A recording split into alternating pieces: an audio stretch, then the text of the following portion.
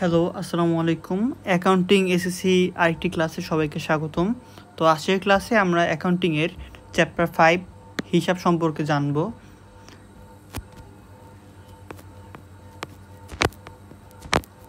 Chapter 5 মূলত আজকের ক্লাসটি হবে এক্সামের আগে কীভাবে প্রিপারেশন নেওয়া উচিত এবং কোন কোন টপিকগুলো কীভাবে পড়া উচিত এবং এই চ্যাপ্টারের মোস্ট ইম্পর্টেন্ট যে টপিকগুলো আছে ওই টপিকগুলো আমি বোঝানোর চেষ্টা করব। তো দেরি না করে চলো আজকের ক্লাসটা শুরু করা যাক। প্রথম নাম্বার টপিক যেটা আমার কাছে মনে হয়েছে এই চ্যাপ্টার খুব ইম্পর্টেন্ট, সেটা হচ্ছে হিসাব খাত। হিসাব খাত এবং হিসাবের শ্রেণীবিভাগ। হিসাবের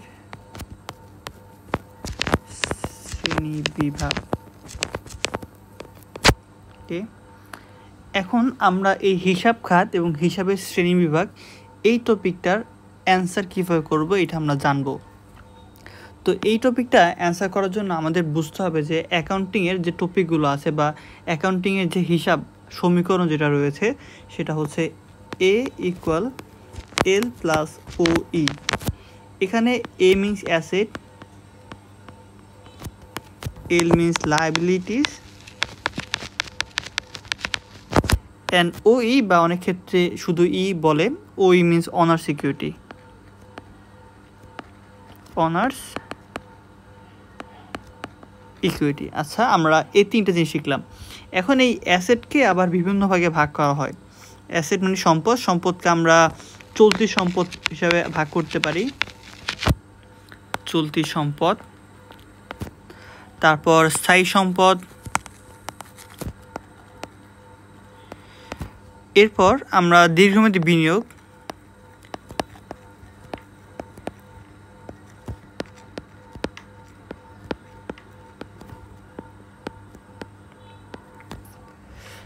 অলিক বা অস্পর্শনীয় সম্পদ,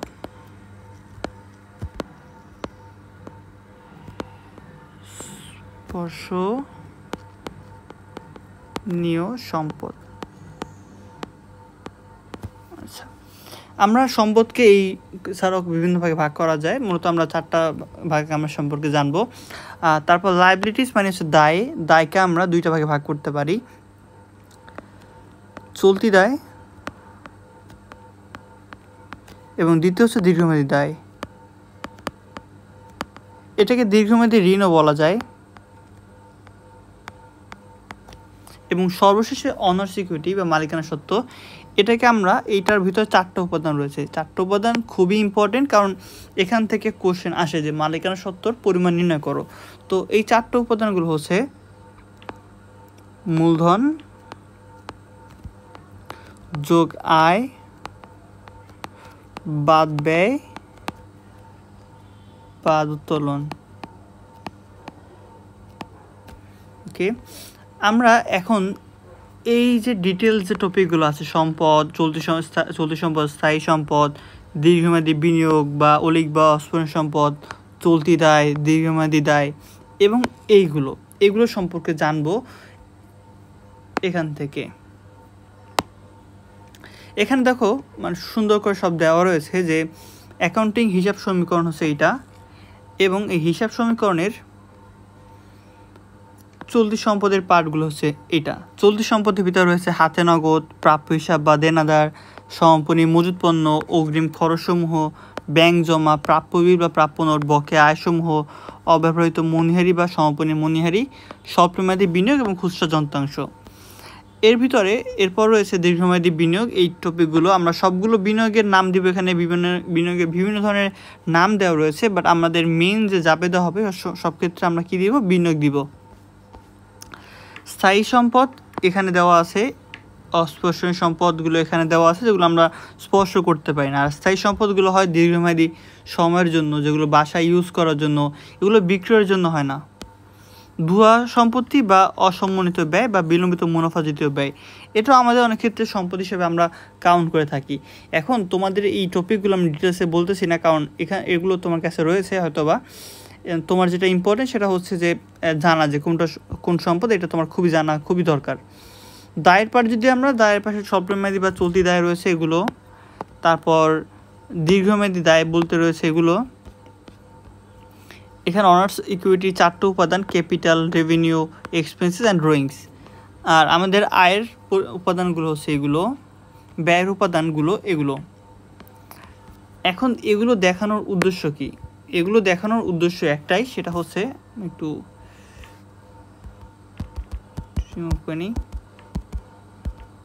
আচ্ছা, এগুলো দেখার উদ্দেশ্য হচ্ছে আমরা একটা জিনিস সবসময় মাথায় রাখবো, আমাদের যে সম্পদ রয়েছে, সম্পদ বলতে যে কোনো সম্পদ, তারপর হচ্ছে ব্যয় এবং উত্তোলন। এই যে 3টা টপিক বা 3টে উপাদান, এই উপাদানগুলো যখন বৃদ্ধি পাবে সবসময় ডেবিট হবে। বৃদ্ধি বা জেনারেলি এই টপিকগুলোকে আমরা ডেবিট হিসেবে কাউন্ট করব, এবং এই উপাদানগুলো যখন আমাদের হ্রাস পাবে তখন এগুলো হয়ে যাবে ক্রেডিট। ঠিক এরকমই আরও বেশ কয়েকটা উপাদান রয়েছে, যেমন দায়। দায় বলতে আমাদের সকল দায়, তারপর মূলধন, তারপর হচ্ছে আয়। এই উপাদানগুলো যখন সচরাচর এবং যখন বৃদ্ধি পায় তখন ক্রেডিট হয়, এবং যখন হ্রাস পায় তখন হয়ে যায় ডেবিট। আচ্ছা, আমরা যদি এই টপিকটা ভালো করে বুঝতে পারি, এখান থেকে সম্পদের আরেকটা ইম্পর্টেন্ট পার্ট রয়েছে, সেটা আমরা এখন দেখব। সম্পদ এবং দায়ের ভিতরে আমরা কয়েকটা জিনিস দেখি। অগ্রিম খরচ এবং বকেয়া আয়। অগ্রিম, অনার্জিত, অনুপার্জিত,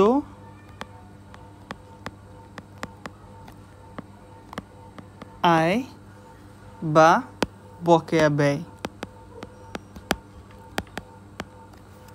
আচ্ছা, এই টপিকগুলো লেখার উদ্দেশ্য হচ্ছে যে এই যে 2টা টপিক, আমরা নর্মালি খরচ যেগুলো আছে এগুলোকে আমরা ব্যয় হিসেবে কাউন্ট করি, যেগুলো আয় হয় সেগুলো আমরা আয় হিসেবে কাউন্ট করি। কিন্তু এই খরচ বা আয়ের ক্ষেত্রে, এই আয় বা ব্যয়ের ক্ষেত্রে যদি আগে অগ্রিম শব্দটা থাকে বা বকেয়া শব্দটা থাকে, তখন আমরা অলওয়েজ চিন্তা করব কি, এইটা হয়তো বা আমাদের চলতি সম্পদ হবে বা চলতি দায় হবে।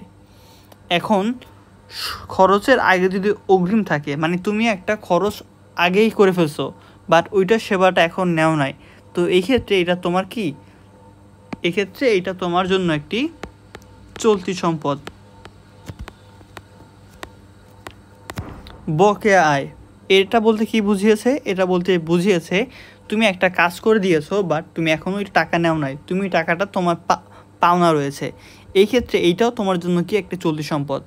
এবার আমরা যদি এই পাশে আসি, অগ্রিম বা অনার্জিত বা অনুপার্জিত আয়, এটা বলতে বুঝিয়েছে যে তুমি কাজটা এখনও করো নাই, কিন্তু তুমি অর্থ নিয়েছো, এখন তোমার তো কাজটা করতে হবে, তাই না? তো এই যেহেতু কাজটা তোমার করতে হবে, তুমি দায় অবস্থায় আসো, তো এই জন্য এটা চলতি দায়, চলতি দায়। এবং আরেকটা রয়েছে বকেয়া ব্যয়। বকেয়া ব্যয় বলতে বুঝিয়েছে, ধরো তুমি একটা সুবিধা নিয়েছো, বাট তুমি ওই টাকাটা এখন পেমেন্ট করো নাই, তো তোমার কি টাকাটা পেমেন্ট করতে হবে। তো এই ক্ষেত্রে যেহেতু তোমার পেমেন্ট করতে হবে, তুমি দায় অবস্থায় আসো, এর জন্য এটা একটা চলতি দায়। তো এই 2টা টপিক একটু আলাদা, তাই আমি আলাদাভাবে দেখালাম। এখন এত কিছু বোঝানোর উদ্দেশ্যটা কি? এত কিছু বোঝানোর উদ্দেশ্য হচ্ছে যে আমার এই কোশ্চেনটা, হিসাব খাত বা হিসাবের শ্রেণী বিভাগ নির্ণয় করো, এইটা উত্তর করার জন্য আমাদের যেটা দেখতে হবে, শখটা হবে ঠিক এরকম, তারিখ বা তারিখ যদি দেওয়া থাকে অবশ্যই আমাদের তারিখ দিতে হবে, তারিখে একটা ঘর রাখতে হবে। যদি তারিখ না দেওয়া থাকে ওই ক্ষেত্রে আমরা ক্রমিক নং ইউজ করবো। আচ্ছা, এই ঘরটা হচ্ছে তারিখ বা ক্রমিক নংয়ের, আমি তারিখ দিয়ে লিখলাম আপাতত। তারপর হচ্ছে সংশ্লিষ্ট হিসাব, অ্যান্ড পরবর্তীটা হচ্ছে হিসাবের শ্রেণী।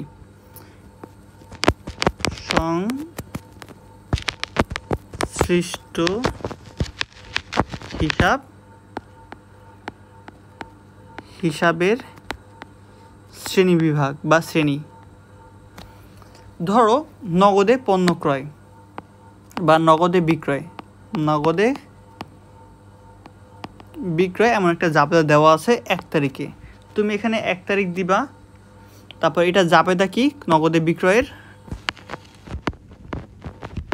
নগদান হিসাব ডেবিট এবং বিক্রয় হিসাব ক্রেডিট, বিক্রয় হিসাব ক্রেডিট। এটা যদি হয়, এখন এই নগদ আমার কোন হিসাবের শ্রেণীতে পড়ে? আমরা যদি এইটাতে আসি, দেখো এখানে এই যে হাতে নগদ, হাতে নগদ কিসের? চলতি সম্পদ। চলতি সম্পদ কিসের? সম্পদের। তো এইটা আমার সম্পদের শ্রেণীবিভাগের ভিতরে পড়ে। তো আমরা এখানে সম্পদ লিখব, শুধুমাত্র সম্পদ। বিক্রয় হিসাব আমার আয়, এবং এটা আমরা আয় লিখব। এভাবে করে আর কি এই প্রশ্নটা অ্যান্সার তোমাকে করতে হবে, এবং এটার জন্য জাবেদা জানা খুবই জরুরি। আমাদের এই প্রশ্নের উত্তর আমরা এইভাবে করব। এবং দ্বিতীয় প্রশ্ন যদি আমরা দেখি, মালিকানা সত্ত্বের পরিমাণ।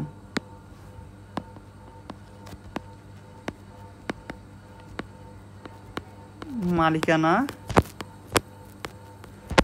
সত্ত্বের পরিমাণ, এইটা পারার জন্য আমি ওখানে উপরে লিখে দিয়েছিলাম মালিকানা সত্ত্বের উপাদান হচ্ছে 4টা।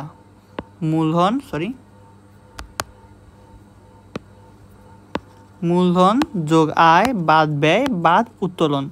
তো আমরা জাস্ট কী করবো এটার ক্ষেত্রে, তারিখ বিবরণ টাকা যে ঘরটা রয়েছে ওই ঘরটা দিয়ে যতগুলো মূলধন আসবে আমরা মূলধনগুলো কি করব? যোগ করব।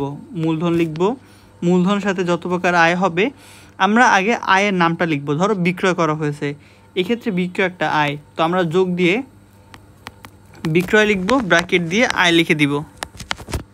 এরপর আমি তো এটা ঘরের ভিতরে, লেখা লাগবে তারিখ বিবরণ টাকা এই ঘরে। এরপর আমরা ধরো এই অ্যামাউন্টটা নামালাম, যোগ করে নামালাম। এখন বিয়োগ ক্রয় একটা কি ব্যয়ের নাম বা বেতন, যে কোনো ব্যয় হতে পারে, ব্র্যাকেটে আমাদের ব্যয় লিখতে হবে। এবং সর্বশেষে আমাদের উত্তোলন বিয়োগ করা লাগবে, এবং উত্তোলন বিয়োগ করে দিব। তাহলে যে অ্যামাউন্টটা আসবে ওই অ্যামাউন্টটাই হচ্ছে আমাদের এই প্রশ্নের উত্তর। এখন এটার সাথে একটা রিলেভেন্ট টপিক হচ্ছে উত্তোলন। এই উত্তোলন আর এই মূলধন জিনিসটা কি? উত্তোলন আর মূলধন, উত্তোলন এবং মূলধন। এই উত্তোলন এবং মূলধন হওয়ার জন্য অবশ্যই আমার কাকে লাগবে? আমার একজন মালিক লাগবে। এই মালিক ছাড়া কখনোই উত্তোলন বা মূলধন হিসাব হবে না। তাহলে উত্তোলন আর মূলধন হওয়ার জন্য আমার কাকে লাগবে? অবশ্যই মালিককে। ধরো কোনো একটা প্রশ্ন লেখা আছে যে মালিক কর্তৃক ব্যবসা হতে উত্তোলন বা মালিক কর্তৃক উত্তোলন, তাহলে এটা আমরা উত্তোলন হিসেবে কাউন্ট করব। বাট যদি লেখা থাকে যে ব্যাংক হতে উত্তোলন কিন্তু এখানে কোনো মালিকের কিছু লেখা নাই, তো এই ক্ষেত্রে এটা কি উত্তোলন হবে না। এটা হবে কি ব্যাংক থেকে টাকা কমেছে আর নগদে টাকা বেড়েছে, তাহলে জাবেদা হবে নগদান হিসাব ডেবিট এবং ব্যাংক হিসাব ক্রেডিট। বুঝতে পারছো? I guess. যদি না বুঝতে পারো আমাকে জানাবা, আমি কমেন্ট করলে আমি উত্তর দিয়ে দিব। আচ্ছা, এটা তাহলে আমরা বুঝতে পারলাম। মূলধনের ক্ষেত্রে সেম জিনিস, যে মূলধন মালিক যেটা নেবে ওটা মূলধন, মালিক যেটা দিবে এটা মূলধন, মালিক যেটা নিবে ব্যবসা থেকে ওইটা হচ্ছে কি উত্তোলন। তো উত্তোলনের আমাদের কয়েকটা ভাগ আছে। উত্তোলন মূলত 4 ভাবে হতে পারে। একটা হচ্ছে নগদ, একটা হচ্ছে পণ্য উত্তোলন, আর একটা হচ্ছে আয়কর, আর একটা হচ্ছে জীবন বীমা প্রিমিয়াম, জীবন বীমা প্রিমিয়াম। ওকে, এই 4টা ভাবে আমাদের উত্তোলন থাকতে পারে। অনেক ক্ষেত্রে প্রশ্নে বলে যে মোট উত্তোলনের পরিমাণ নির্ণয় করো, ওই ক্ষেত্রে আমরা এই 4টা স্টেপ যোগ করলে আমরা আমাদের উত্তোলন বের করতে পারবো। আর ওইটা অবশ্যই মাথায় রাখা লাগবে। আমি আবার বলছি, ব্যাংক হতে উত্তোলন, শুধুমাত্র লেখা আছে কি ব্যাংক হতে উত্তোলন, এইটা কিন্তু উত্তোলন না। এইটা কখনোই কি উত্তোলন না। এটার জাবেদা হচ্ছে নগদ হিসাব ডেবিট, ব্যাংক হিসাব ক্রেডিট, আই গেস আমাদের এই 2 নম্বর প্রশ্নের উত্তর আমরা পেয়েছি। এবং 3 নম্বর যেটা প্রশ্ন রয়েছে যে কারণ সহ ডেবিট ক্রেডিট নির্ণয় করো। কারণ সহ ডেবিট ক্রেডিট নির্ণয়। আচ্ছা, এই কারণ সহ ডেবিট ক্রেডিট নির্ণয় তারিখ, সংশ্লিষ্ট হিসাব, ডেবিট ক্রেডিট এবং কারণ। ধর আমরা এইটাই দিয়ে আবার আসি এই জাবেদার ক্ষেত্রে। 1 তারিখ তোমার জাবেদা যেটা ছিল নগদান হিসাব ডেবিট, নগদান হিসাব ডেবিট, এখানে সংশ্লিষ্ট হিসাব, এখানে ডেবিট না লিখলেও হবে যেহেতু আমাদের ডেবিট ক্রেডিটের জন্য একটা ঘর আছে নির্দিষ্ট, এবং বিক্রয় হিসাব ক্রেডিট, বিক্রয় হিসাব। আচ্ছা, এই ঘরটাতে আমরা ডেবিট ক্রেডিট লিখব, ডেবিট স্ল্যাশ ক্রেডিট। নগদ যেহেতু আমাদের এখানে ডেবিট, আমরা এখানে ডেবিট লিখে দিব। বিক্রয় যেহেতু আমাদের ক্রেডিট, এখানে ক্রেডিট লিখব। এখন এখানে কারণ, এখানে ডেবিট হওয়ার কারণ কি? এখানে ডেবিট হওয়ার একমাত্র কারণ, আমরা কারণগুলো এটা যদি বুঝতে পারি যে সম্পদ ব্যয় উত্তোলন বাড়লে ডেবিট হয়, কমলে ক্রেডিট হয়, দায় মূলধন আয় এই 3টা বাড়লে ক্রেডিট হয়, কমলে ডেবিট হয়। এটা যদি আমরা ভালো করে বুঝতে পারি তাহলে এই কারণটা আমরা সুন্দরভাবে লিখতে পারবো। এখানে নগদ হিসাব ডেবিট হওয়ার রিজন হচ্ছে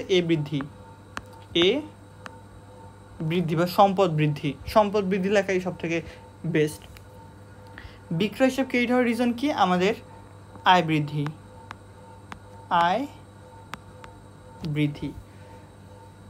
আই গেস তোমরা এইটা বুঝতে পেরেছো যে কিভাবে এইটা লিখতে হয়। ওকে, এরপর আমরা আরেকটা টপিকে চলে যাই, হিসাব সমীকরণের উপর লেনদেনের প্রভাব। হিসাব সমীকরণের উপর লেনদেনের প্রভাব বা এ সমান এল প্লাস ও ই প্রমাণ করতে বলে। এইটা করার আগে আমাদের প্রশ্ন যেগুলো দেওয়া থাকবে, প্রশ্ন আগে খুব সুন্দরভাবে অবজার্ভ করতে হবে। আমাদের যে ঘরটা রয়েছে, ঘরটাতে তোমরা যদি খেয়াল করে দেখো, এই পাশটা আমরা থাকে কি ডেবিটের ঘরগুলো থাকে বা সম্পদের ঘরগুলো থাকে, সম্পদ, এবং সমান এখানে দায়ের পার্টগুলো থাকে, আর সর্বশেষ থাকে মালিকানা সত্ত্ব। এখানে একটা ঘরই থাকে এবং সর্বশেষ থাকে মন্তব্য। আচ্ছা, আমি খুব বাজেভাবে দেখাচ্ছি, বাট বুঝে নিও একটু। এখানে দায়ের, এখন আমার প্রশ্ন হচ্ছে যে এইখানে যে 3টা যে ঘর দিলাম না সম্পদে, এবং দায়ে যে 2টা ঘর দিলাম, এইটা আমরা কিভাবে বের করবো যে এখানে 2টা হবে, এখানে 3টা হবে? আমাদের কিন্তু মালিকানা সত্ত্বের যে টপিকটা আছে এটাতে কিন্তু কোনো সমস্যা নেই, কারণ এটা সবসময় একটা ঘরই থাকে। সম্পদ এবং দায় বোঝার জন্য আমাদের যেটা করতে হবে, আমাদের প্রশ্নটা ভালো করে বুঝতে হবে। তো এই প্রশ্ন যখন আমরা রিডিং করব বা বোঝার চেষ্টা করব, তখন প্রত্যেকটা সমীকরণ বা প্রত্যেকটা এন্ট্রি যেটা দেওয়া থাকবে, লেনদেন দেওয়া থাকবে, এই লেনদেনের জাবেদা দিব। জাবেদা দেওয়ার মাধ্যমে আমরা আইডেন্টিফাই ট্রাই করবো যে সম্পদ পাশে কী কী উপাদান আছে এবং দায়ের পাশে আমাদের এই পুরো লেনদেনে কী কী উপাদান আছে। যদি আমাদের সম্পদ পাশে নগদ থাকে তাহলে এখানে আমাদের রাফ খাতায় বা কোনো একটা জায়গায় ন লিখে রাখবো। যদি ব্যাংক থেকে ব লিখলাম, তারপর ধরো আসবাবপত্র আ লিখলাম, তারপর ধরো কি লেখা যায় অগ্রিম খরচ এভাবে লিখে রাখলাম। এটা হচ্ছে আমাদের সম্পদ পার্ট ক্লিয়ার। আবার ধরো আমরা যদি দায়ের অংশগুলো পাই, যেমন ঋণ, তারপর প্রদেয় হিসাব, এগুলো যদি পাই আমরা এগুলো আগে থেকে কি আইডেন্টিফাই করে রাখবো। প্রশ্ন পড়ার সাথে সাথে আইডেন্টিফাই করব। এই আইডেন্টিফাই করলে কি হবে, আমরা এখানে বুঝতে পারবো যে কোনটা আমার সম্পদ পাশে বসবে, কোনটা আমাদের দায়ের পাশে বসবে। এটা তুমি যদি সুন্দরভাবে আইডেন্টিফাই করতে পারো, তোমার অঙ্কটা করতেও বেশি পারা হবে না। না হলে দেখা যাবে তুমি অঙ্কটা 3টা ঘর নিয়ে করছো, তখন দেখা যাবে যে আরেকটা ঘর অ্যাড করা লাগবে, তখন তুমি পুরোটা তোমার কি মুছতে হবে, এবং তুমি এটা করবে না কখনো। আচ্ছা, এরপরের প্রশ্ন হচ্ছে প্রারম্ভিক মূলধনের পরিমাণ। খুব ইন্টারেস্টিং একটা টপিক, এবং এটাতে মাঝে মাঝে একটু নার্ভাস বা একটু কনফিউজ হওয়ার সম্ভাবনা থাকে স্টুডেন্টদের।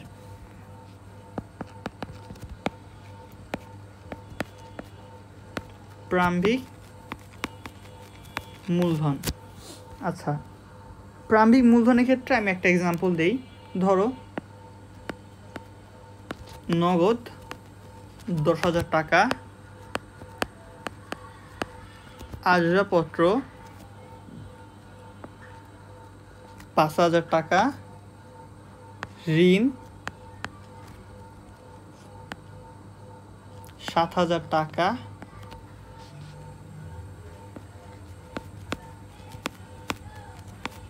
পাওনাদার 3,000 টাকা নিয়ে ব্যবসা শুরু।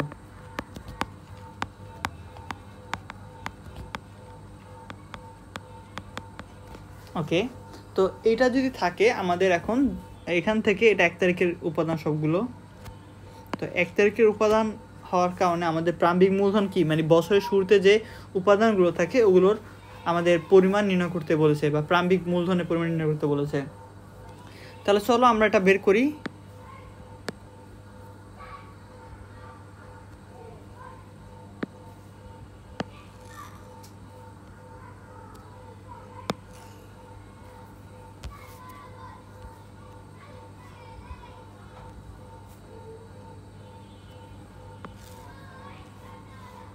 তারিখ, তারপর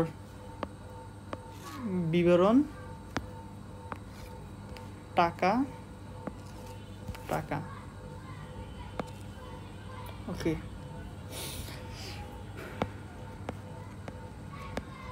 তারিখ, বিবরণ, টাকা টাকা। আমরা এটা বুঝতে পেরেছি। এখন প্রথমে আমরা নগদে যাবে, নগদটা লিখবো। এটা 1 তারিখ, তারিখে ঘটা না দিলেও হয়তো, যেহেতু সবগুলো 1 তারিখে, তো আমরা 1 তারিখে হওয়ার কারণে আমরা তারিখের ঘরটা স্কিপ করতে পারি এই ক্ষেত্রে। আচ্ছা, তো নগদ নগদ নগদ 10,000 টাকা, তাই না বলো? নগদ 10,000 টাকা। তো আমরা কি এখানে 10,000 টাকা লিখবো? না, আমরা এখানে 10,000 টাকা লিখবো না। এই 10,000 টাকা না লেখার উদ্দেশ্য কি? উদ্দেশ্য হচ্ছে যে এই যে ঋণ দেখো, ঋণ 7,000 টাকা। তো আমরা চলো একটু ঋণের জাবেদা দিই। ঋণের আমরা অ্যাকাউন্টিং পারার জন্য জাবেদা খুবই ইম্পর্টেন্ট। তুমি যদি জাবেদা পারো তোমার জন্য অ্যাকাউন্টিং কিছুই না। তো ঋণের জাবেদা হচ্ছে নগদ হিসাব ডেবিট, যেহেতু ঋণ নেওয়ার মাধ্যমে নগদ টাকা বেড়েছে, এবং ঋণ হিসাব ক্রেডিট। ঋণ একটি দায়, দায় বাড়ার কারণে আমাদের এটা ক্রেডিট হবে, ঋণ হিসাব ক্রেডিট।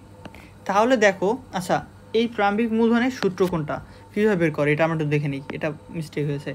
প্রারম্ভিক মূলধনের সূত্র হচ্ছে প্রারম্ভিক মোট সম্পদ, প্রারম্ভিক মোট সম্পদ মাইনাস প্রারম্ভিক মোট দায়, প্রারম্ভিক মোট দায়। অর্থাৎ আমাদের প্রারম্ভিক বছরের শুরুর তারিখে যে মোট সম্পদগুলো রয়েছে এটা থেকে মোট দায়গুলো যখন আমরা বিয়োগ করব তখন যে অ্যামাউন্টটা বের হবে এটা হচ্ছে প্রারম্ভিক মূলধন। তো নগদ কিন্তু আমাদের দেখো ভাইয়া আপু, নগদান হিসাব ডেবিট, মানে এই ঋণ নেওয়ার মাধ্যমে নগদ টাকা বেড়েছে। তো এই 7,000 টাকা কিন্তু নগদের একটা উপাদান। তো এরকম যদি শুধুমাত্র ঋণ থাকে, আমি আবার বলছি শুধু ঋণ যদি থাকে, ওই ক্ষেত্রে আমাদের এভাবে দেখিয়ে দেওয়া লাগবে 10,000 টাকা এক্স্যাক্ট নগদের, এবং এই 7,000 টাকা ঋণের মাধ্যমে নগদ টাকা বেড়েছে। তাহলে নগদের পরিমাণ টোটাল 17,000 টাকা। তারপর আমরা যোগ করব আসবাবপত্র।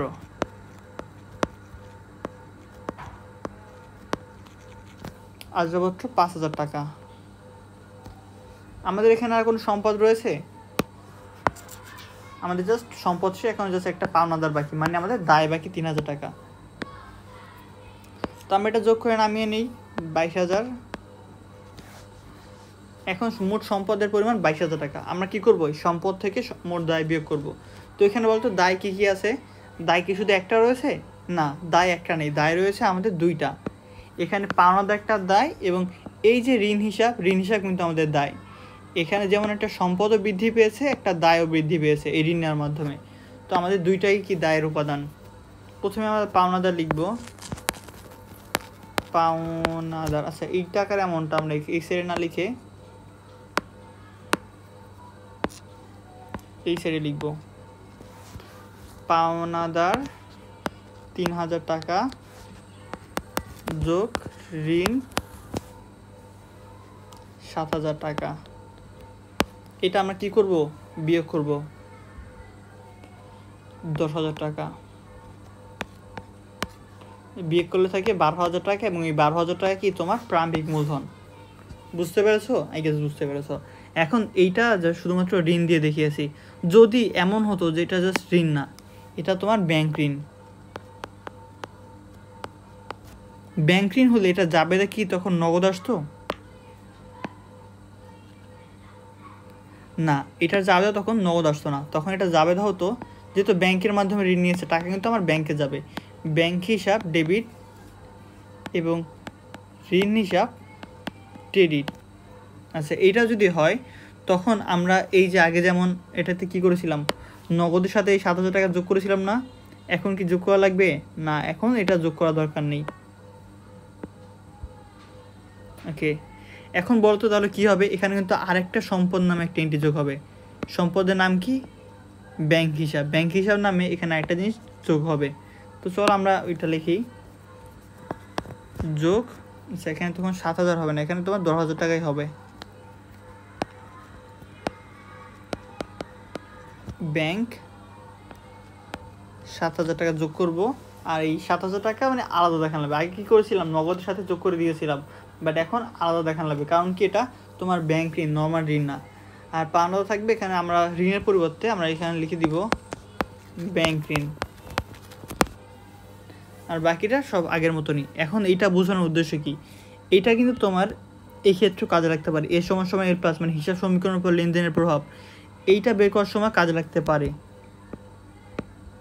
কীভাবে কাজে লাগবে, এই দেখো আমরা যখন সমীকরণ দেখে আইডেন্টিফাই করতে যাব আমাদের এখানে কয়টা সম্পদ আছে, কয়টা দায় আছে, তোমার যদি ব্যাংক ঋণ থাকে, যদি তোমার ব্যাংক ঋণ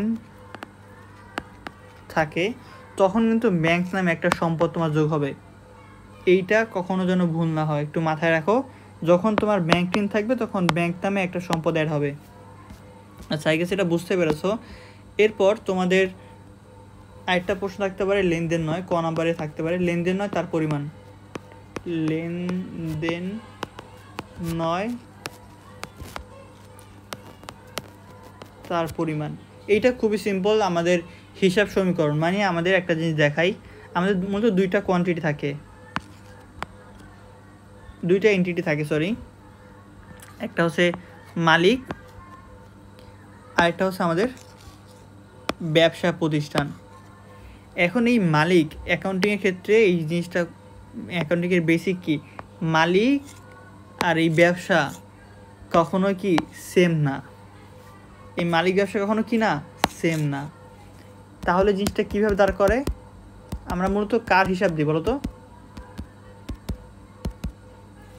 আচ্ছা, আমরা ধরো মালিক 10 টাকা পেয়েছে, এখন টাকাটা কি ব্যবসায় গিয়েছে নাকি মালিকের কাছে গিয়েছে, মালিকের কাছে, তো আমরা এটার জাবেদা দিব না, কারণ আমরা অঙ্ক করি কার, ব্যবসার, আমরা মালিকের অঙ্ক করি না। আবার ধরো ব্যবসায় 10 টাকা বৃদ্ধি পেয়েছে, এখন এটাকে আমরা লিখবো, হ্যাঁ এটা আমরা লিখবো। তো লেনদেন হওয়ার জন্য আমাদের মূল যে শর্ত সেটা হচ্ছে এ সমান সমান এল প্লাস ও ই, এই যে হিসাব সমীকরণ, এই সমীকরণের যদি কোনো একটা উপাদানের পরিবর্তন ঘটে ওইটাই হচ্ছে আমাদের লেনদেন।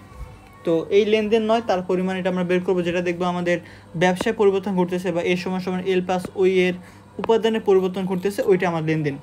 মালিকের যাই হোক না কেন এটা আমরা অন্তর্ভুক্ত করব না, কিন্তু মালিক যদি ব্যবসায় টাকা প্রদান করে তখন কি ব্যবসা থেকে টাকা বৃদ্ধি পায়, তার মানে ব্যবসায় নগদ টাকা বৃদ্ধি পেয়েছে, তার মানে এ বৃদ্ধি পেয়েছে, তাহলে এটা আমরা লিখবো।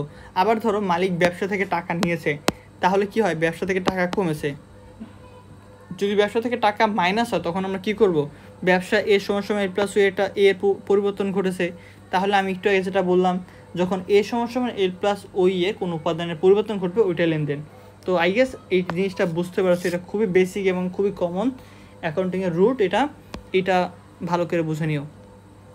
আচ্ছা, এরপরে প্রশ্ন হচ্ছে মোট উত্তোলনের পরিমাণ, এটা আমরা একটু আগে দেখিয়েছিলাম, মোট উত্তোলনের পরিমাণ কীভাবে বের করে, এটা আমি সেভ করলাম, তাও প্রশ্নটা লিখে রাখি, মোট উত্তোলনের পরিমাণ। পরের প্রশ্ন অনগদ লেনদেনের পরিমাণ, এটা কীভাবে বুঝবা? অনগদ বলতে নগদ, মানে তুমি জাবেদা দিবা, জাবেদা যদি নগদ থাকে তাহলে এটা তোমার নগদ লেনদেন, যদি নগদ না থাকে জাবেদায় তাহলে এটা কি অনগদ লেনদেন। এটার খুব ভালো একটা এক্সাম্পল বাট্টা। আমরা যদি বাট্টার প্রাপ্তি, হ্যাঁ বাট্টা প্রাপ্তি 500 টাকা, এইটাতে বলো তো নগদ আছে কি না? নগদ আছে না, এটা তো নগদ নাই কেন? এটা যদি আমরা জাবেদা দিই বুঝতে পারবা। আমরা বাট্টা কি নগদ টাকা পাই নাকি অটোমেটিক বাদ হয়ে যায়? অটোমেটিক বাদ হয়ে যায় বাট্টার ক্ষেত্রে। বাট্টা প্রাপ্তি, বাট্টা আমরা কার কাছ থেকে পাই? যার কাছ থেকে আমি বাকিতে ক্রয় করেছিলাম। এখন বলো আমরা কার কাছ থেকে বাকিতে ক্রয় করি? আমরা পাওনাদারের কাছ থেকে বাকিতে ক্রয় করতে পারি, মানে আমরা যার কাছ থেকে বাকিতে ক্রয় করি তাকে বলে কি পাওনাদার। তো এই ক্ষেত্রে এইটার জাবেদা হবে তোমার পাওনাদার হিসাব ডেবিট, পাওনাদার হিসাব ডেবিট। বাট্টা যেহেতু প্রাপ্তি আমার জন্য আয়, তো বাট্টা প্রাপ্তি হিসাব বা প্রাপ্ত বাট্টা হিসাব, প্রাপ্ত বাট্টা হিসাব ক্রেডিট। আমাদের জাবেদা হবে এইটা। এখানে দেখো কোনো নগদ নাই, তো নগদ যেহেতু নাই এটা তোমার কি লেনদেন? এটা একটা অনগদ লেনদেন। তো আমাদের যে প্রশ্নটা রয়েছে অনগদ লেনদেনের পরিমাণ নির্ণয় করো।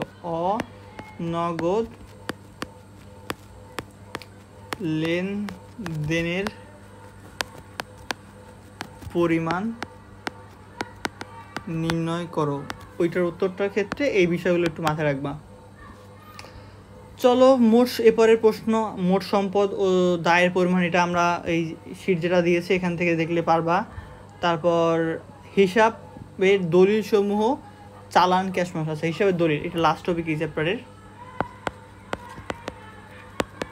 দলিল সমূহ, আচ্ছা দলিল সমূহের মধ্যে রয়েছে আমাদের চালান, ক্যাশ মেমো। এই ছকগুলো কিন্তু খুব সিমিলার, মানে একই টাইপের ছক। এই দুইটা একসাথে মুখস্থ করে ফেলবা। এরপর debit voucher, credit voucher. Debit voucher এবং ক্রেডিট ভাউচার। সবার শেষে debit note, credit note. Debit note, credit note. আচ্ছা এই দুইটা ছক সেম, এই দুইটা ছক আবার সেম। চালান আমরা কখন তৈরি করি? সকল বাকিতে পণ্য ক্রয় বিক্রয়ের ক্ষেত্রে। বাকিতে পণ্য ক্রয় বিক্রয়, বাকিতে বা ধারে। হ্যাঁ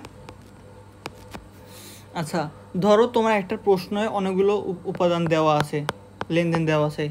এখন এক্স্যাক্টলি বলে না যে তুমি 3 তারিখের লেনদেন অনুসারে একটি চালান প্রস্তুত করো, এইটা বলে নাই। শুধু বলেছে যে একটি চালান প্রস্তুত করো। এখন তোমার প্রশ্ন আসতে পারে যে আচ্ছা ভাইয়া আমি কোনটার চালান প্রস্তুত করব? তো এই ক্ষেত্রে এই বিষয়টা তোমার অনেকে হেল্প করবে, কারণ আমরা জানি চালান কী ক্ষেত্রে তৈরি করা হয়? বাকিতে বা ধারে পণ্য ক্রয়। এখন তোমার এই লেনদেনের ভিতরে যে উপাদানটি বা যে লেনদেনটা তোমার বাকিতে ক্রয় বিক্রয় করা হয়েছে ওইটার চালান প্রস্তুত করতে হবে। বুঝতে পেরেছো? আই গেস বুঝতে পেরেছো। ক্যাশ মেমো কখন তৈরি করতে হয়? ক্যাশ মেমো তৈরি করতে হয় নগদে ক্রয় বিক্রয়ের ক্ষেত্রে। নগদে ক্রয় বিক্রয়। এবং ক্যাশ মেমোর জন্য 3 কপি প্রস্তুত করা হয়, 3টা কপি থাকে ক্যাশ মেমোর। ডেবিট ভাউচার সকল ব্যয়ের সাপেক্ষে এবং ক্রেডিট ভাউচার সকল আয়ের সাপেক্ষে প্রস্তুত করা হয়। ডেবিট নোট একমাত্র এই নোটটা ক্রেতা প্রস্তুত করে,